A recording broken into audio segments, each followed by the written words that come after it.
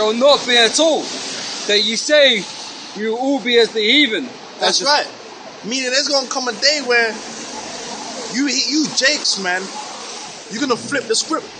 Which the men of the Lord, we're already coming into that mind. Because right now, you Jakes are on the mind frame as you want to be like the heathen. And the number one heathen you want to be like happens to be the worst of the heathen. Which is the so-called white man.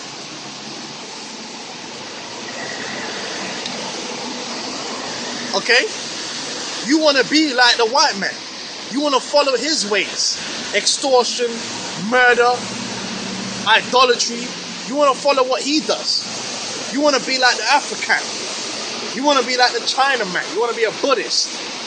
The Lord said the time's going to come and you ain't going to come into your mind. You're going to want to be like the heathen. Which we're already like that. We don't want to be like the fucking heathens, man. Oh no. That's a base beast, man. It's a creature. Read on up. Because this is the point I wanted, man. But I had to build it up. Because Jacob always want to be like the heathen. The heathen deal with idolatry. When you go back into Deuteronomy, what is it, the 4th chapter, it tells you that lest you be like the heathen and lift up your eyes onto the sun and the moon and the stars and start worshipping all those things, man. Like the heathen. Because that's a heathen thing to do. We was given a greater heritage to worship the living power. Go on, read on. As the families of the countries to serve wood and stone. To serve wood and stone. Because that's what comes into you niggas' minds, man. And it's crazy. You niggas want to be Muslims. You want to be Christians and worship the damn white man that put your ass in the worst slavery in all history. You want to be Buddhist when the Chinese don't like your ass. You want to be Hindu when the Indians don't like your ass. You want to be Egyptian when the damn Hamites don't like your ass. They sold you into slavery to the white man. What's wrong with you? Read on. As I live, saith the Lord God, surely with a mighty hand and with a stretched out arm and with fury poured out, will I rule over you. That's the point. You see, no matter what, that's it on that. Now give me Isaiah 10 and 20. That's the point. Look, man, you got these guys talking all this bullshit. In fact, give me Isaiah 14 and as well, right? You got all these guys talking about, oh, Israel went off. So the Lord done away with Israel. Now he's dealing with... Look, the Lord said, look, man, when the Lord chose Israel as a nation of people, we didn't choose him. We didn't... Yeah, we're going to worship the Most. The Most High said, look, you're my people, you're going to worship me. You think man had a choice? Did the Lord give Abraham a choice? The Lord made a covenant with Abraham. He made a covenant with Isaac. Then it went on to Jacob. They were chosen. The Lord did the choosing. When you go to what's it called? Dunkin'. What's that? Krispy Kremes. Does the donut choose you? Can the donut say no? You choose the donut, man. So the Lord set up where, guess what? He chose us. Oh, and yeah, that's right. Absolutely. We go worship the Most High. He's gonna rule over us. He's gonna change he's gonna make us worship him. 2/3 of you niggas, you don't want to worship the Most High right now. Guess what? The Most High is gonna make you worship him. Because when you come back in the kingdom, you're going to serve the Lord with all your heart, and with all your soul, and with all your might. You don't get to choose. That's the power of the Most High. He has a chosen people. Those people are going to be his people. That's why it's written, and you will be my people, and I will be your God. The Lord set that up. So even if you don't want that to happen, it's going to happen. It's going to happen. Because it is written. You got Isaiah 14 and 1? So Isaiah chapter 14 verse 1. For the Lord will have mercy on Jacob. Yep. And will yet choose Israel. We're still the chosen people, man. So the Lord's going to make us worship him. Go on. and set them in their own land, and the strangers shall be joined with them. Right, and the strangers there is talking about the Gerd, the Israelite foreigners, man. Okay, go on. And they shall cleave to the house of Jacob. That's right. They're going to come back, be Israelites again. Now give me Isaiah 10 and 20. And if there's any meat above that, bring it out.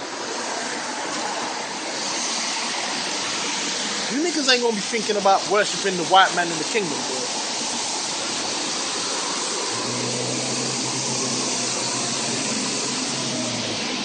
It's Isaiah chapter 10 verse 20. And it shall come to pass in that day that the remnant of Israel and such are escaped of the house of Jacob shall no more again stay upon him that smote them. Who's the him that smote us, man? That's talking about the so-called white man. He smote our people. These other nations, they also smote our people. We're no longer going to stay upon them. Read on. For it shall stay upon the Lord, the Holy One of Israel, in truth. The Lord's going to rule us in truth. Go on. The remnant shall return, even the remnant of Jacob, unto the mighty God. Oh, that's a cold cut. Get me John the 4th chapter. He said we're going to worship the Lord in truth, right? Well, hold on. What did the Lord say to the woman at the well? For you clowns out there that seem to believe that salvation is for everyone, man.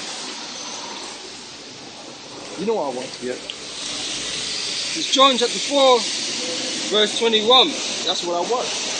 Yahweh saith unto her, Woman, believe me, that hour cometh when ye shall neither in this mountain nor yet at Jerusalem worship the Father. The this might was talking about Samaria, because in the kingdom of heaven, if she's even in Samaria, she's going to be a slave. That mountain didn't belong to her. She was a Cushite.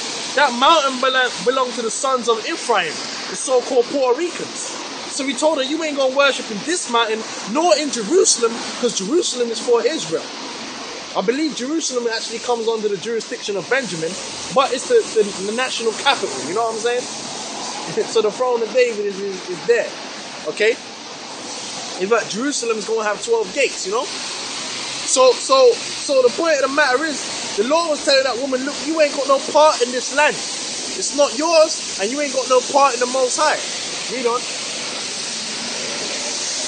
But the hour cometh, and now is, when the true worshippers, go on, shall worship the Father in spirit and in truth. Let's go back to the prophecy in Isaiah and find out who those true worshippers are. Read that again, up. 21st verse.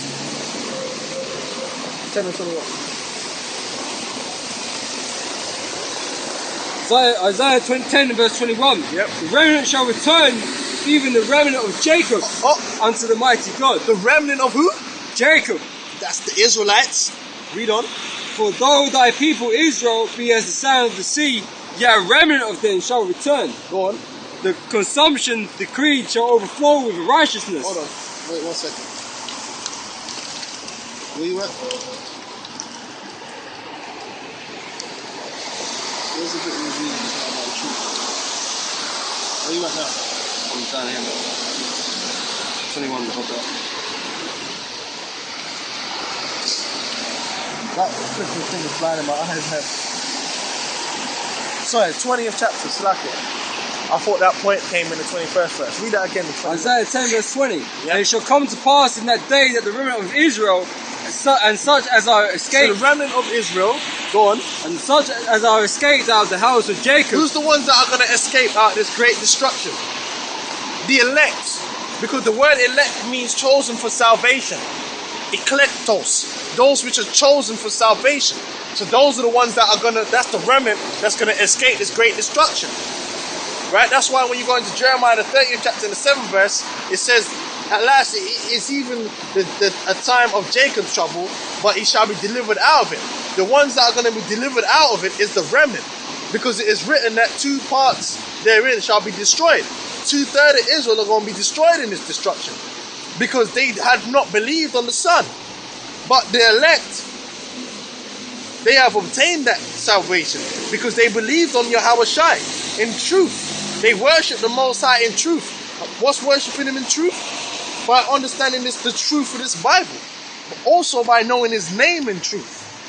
And the truth is, the Lord's name is Yahweh, and his son's name is Yahweh Shai. Okay? Shall no more again stay upon him that smote them, but shall stay upon the Lord, the Holy God of Israel, in truth. In truth.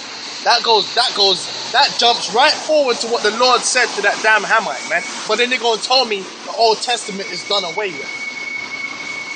When that's a direct quote, really. The Lord just expounded on it a little bit, but that's a direct quote to show you that it's talking about Israel.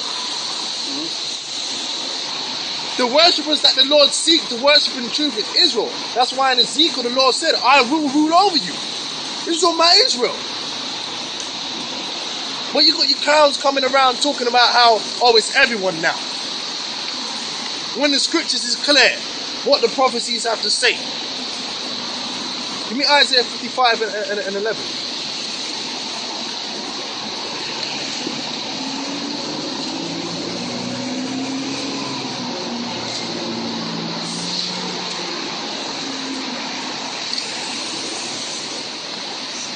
Is Isaiah chapter 55 verse 11. So shall my word be that goeth forth out of my mouth, it shall not return unto me void, but it shall accomplish that which I please, and it shall prosper in the thing whereunto I sent it.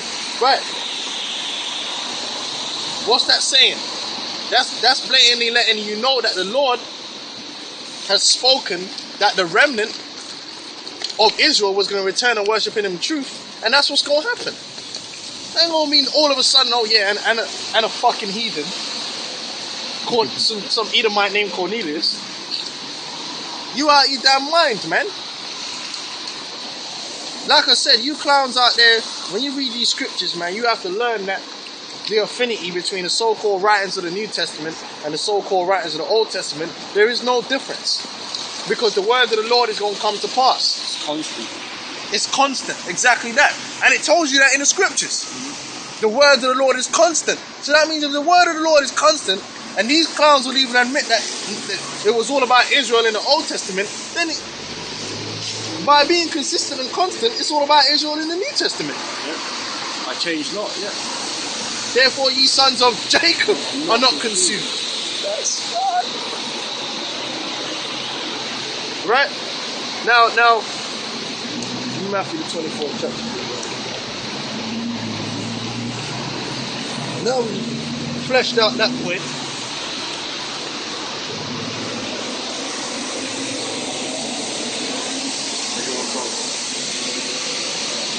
Huh?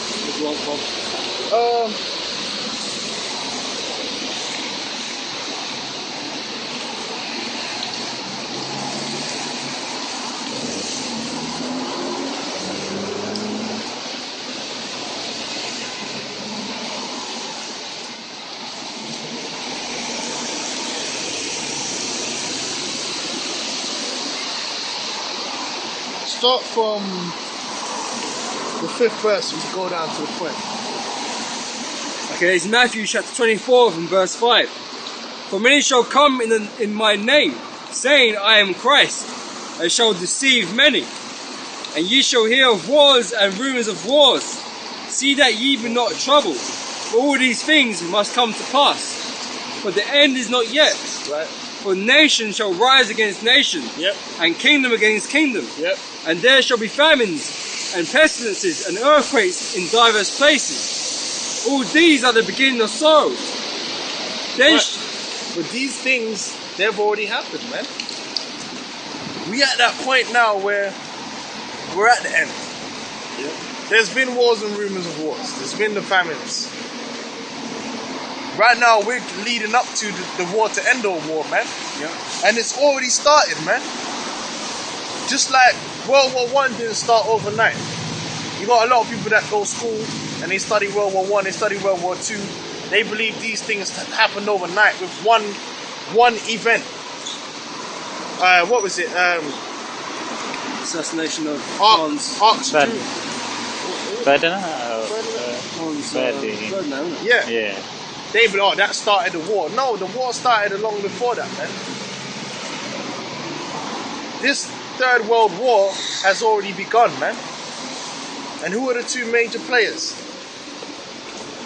Russia, which is Gog and Magog, and America, which is Babylon, man. America being the head or the whore that sitteth upon the beast, which is NATO and their allies, and Russia being the bear and their allies. And the war's already begun. Okay? Give me Ezekiel, the 38th chapter. Right?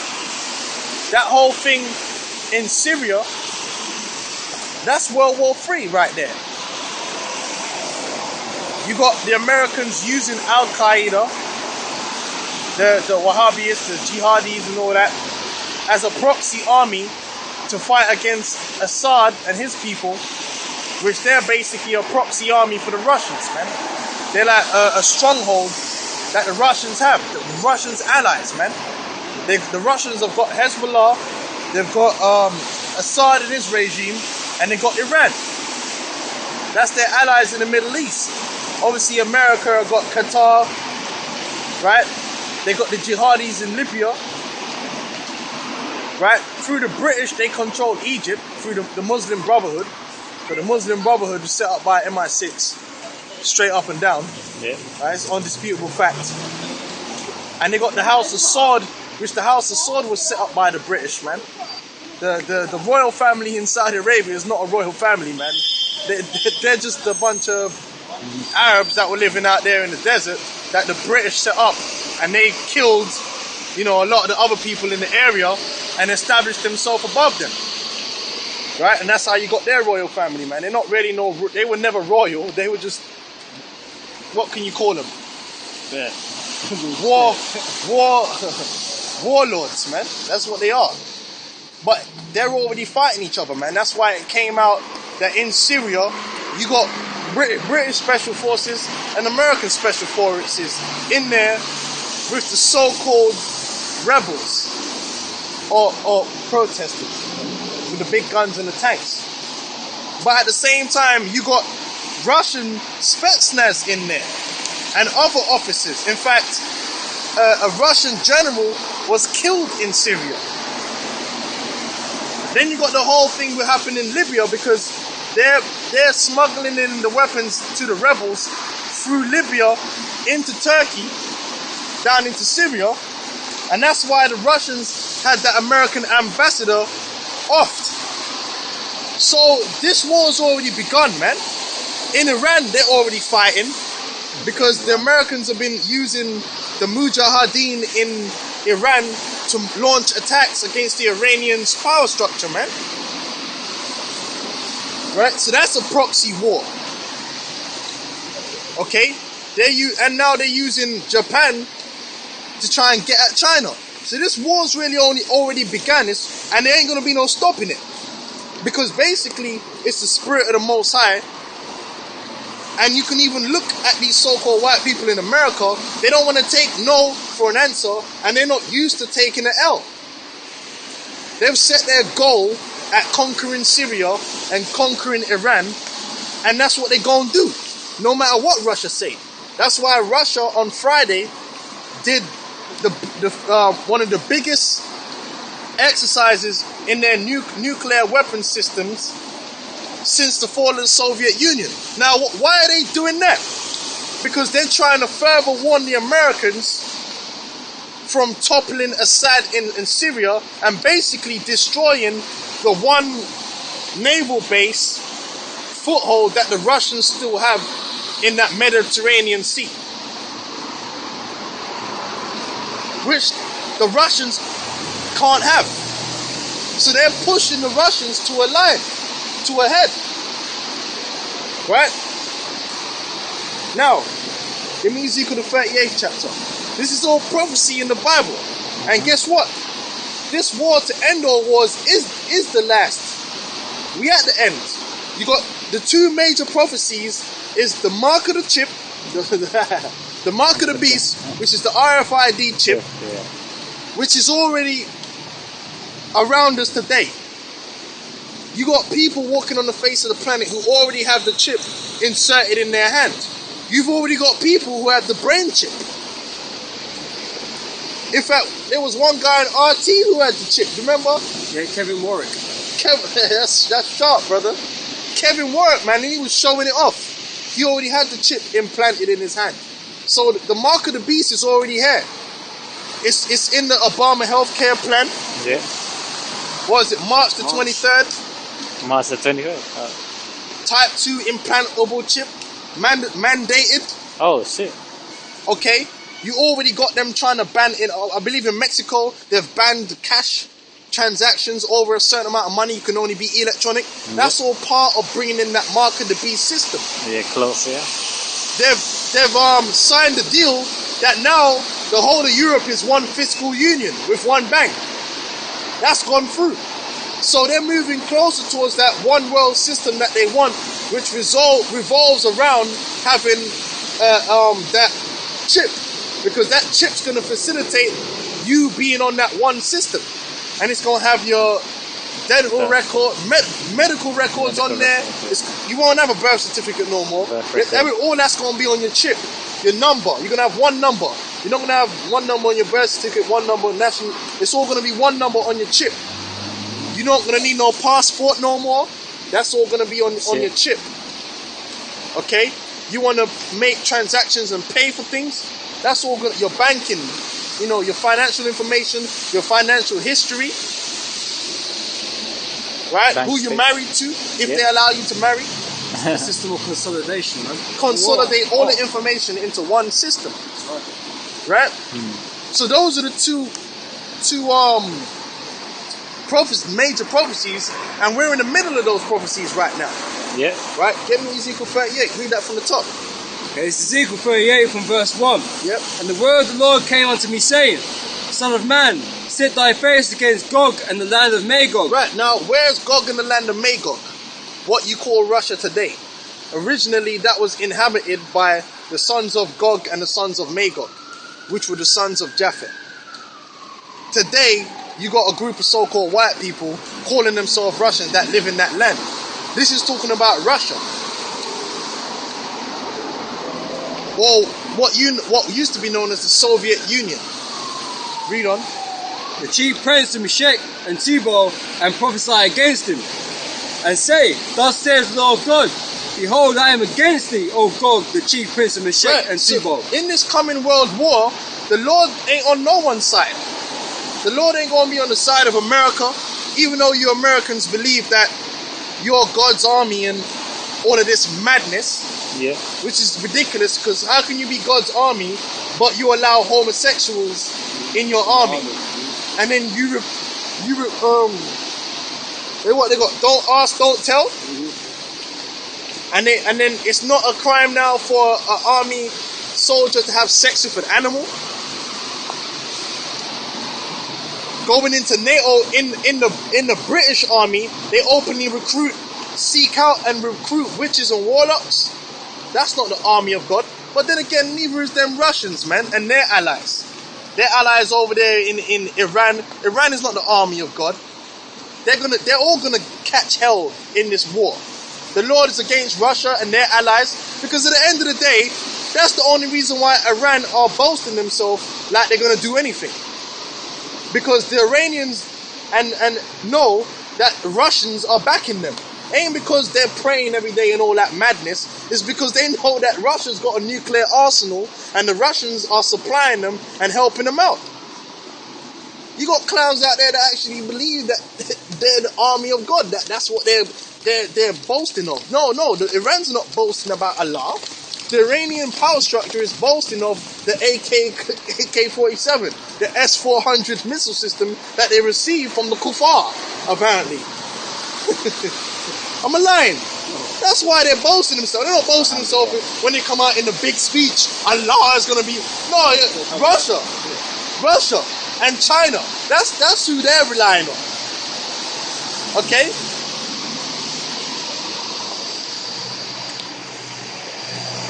I will turn thee back and put hooks into thy jaws, and I will bring thee forth. Right, when it says turn thee back, during the last decade, Russia has slowly turned back to being hostile towards America. Right? They're still spying. They got their people set up to sabotage systems.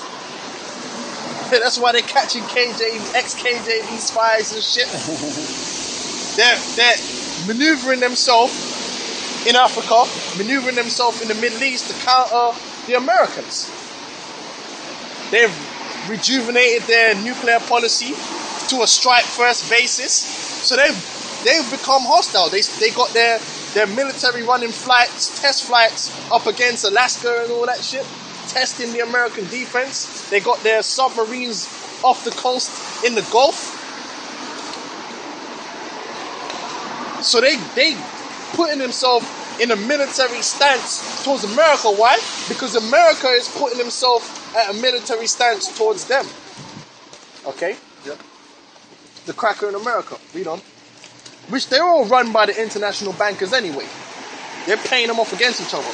Read on. I will turn thee back and put hooks into thy jaws, and I will bring thee forth and all thine army. Right, so inevitably, Russia, even right now, they covertly, because you got overt warfare and you got covert warfare with proxy armies and all that shit. The Russians have not come out on TV and declared that, yes, we are going to war with them rebels in Syria and with NATO. No, that's gonna happen though. Right now it's covert. They're covertly warring against NATO. Meaning it's under the radar. Meaning when certain Russian troops die, they're black ops. They don't even, they died in a training mission, you know? They died in a car crash. What they really did was dying fighting American soldiers, American special forces over there. This is reality. Black ops. That's what's being run right now. Covert operations. They got America got black ops teams all over Syria. Just like they had black ops teams in Libya. Helping the jihadis. Showing them how to use the technology that they were giving them. You think the Russians have got people over there manning them S-400 systems, teaching them Syrians how to use it. And that's a badass system. And guess what? Syria have moved those systems to the border. So showing you, they know it's coming. Everyone knows what's going to come. It's going to come to a head. Because of the pride of America and NATO, they're not willing to back down and say, you know what? Fuck it, we lost this one. They're going to go in there, man. And when they go in there overtly, not with proxy armies, when NATO and America declare they want to do some kind of no-fly zone or some kind of madness like that, Russia are going to physically oppose that. And it's also going to call in the defense packs they have for Iran. Because Iran know if Syria falls, they're next. That's right. And they're going to have no ally in the Middle East to back them up. See, there comes a point where you're backed up against the wall. You can't afford to lose no more chips, man. Even in poker, there's a point when you play poker where you can't lose no more chips. You gotta go all in. Because if you keep losing chips like this, you ain't even gonna be able to put up a fight when you want to. So you gotta just go, fuck it, I'm all in.